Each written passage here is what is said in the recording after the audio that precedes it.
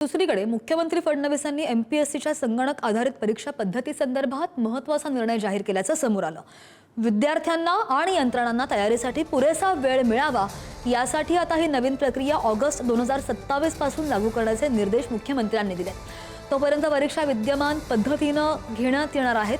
पारदर्शक, सुरक्षित आणि वेळेवर निकाल देणारी परीक्षा व्यवस्था निर्माण करण्यावर सरकारचा भर असल्याचं मुख्यमंत्र्यांनी म्हटलंय। गेल्या महिनाभरापासून जसं की एमपीएससीने ऑनलाईन परीक्षेचं नोटिफिकेशन काढलं होतं, त्या दिवशीपासून विद्यार्थ्यांमध्ये प्रचंड अस्वस्थता होती। कारण अचानक लादलेला हा निर्णय होता। त्यामुळं समान विद्यार्थ्यांची, जवळपास सगळ्याच विद्यार्थ्यांची 90% पेक्षा जास्त विद्यार्थ्यांची मागणी होती की परीक्षा ऑफलाईन असली पाहिजे। कारण एमपीएससीने पारदर्शकता आपली पाळलेली आहे। त्यामुळं एमपीएससीवर प्रचंड विश्वास या लोकांचा आहे। पण या निमित्तानं मी एमपीएससीचे आभार मानतो, माननीय मुख्यमंत्र्यांचे आभार मानतो की त्यांनी तुर्तास हा निर्णय स्थगित देऊन विद्यार्थ्यांना दिलासा दिला आहे। विद्यार्थी आता त्यांचंही मी अभिनंदन करतो आणि विद्यार्थ्यांनी आता अभ्यासाला लागावं अशी मी विनंती विद्यार्थ्यांना करतो।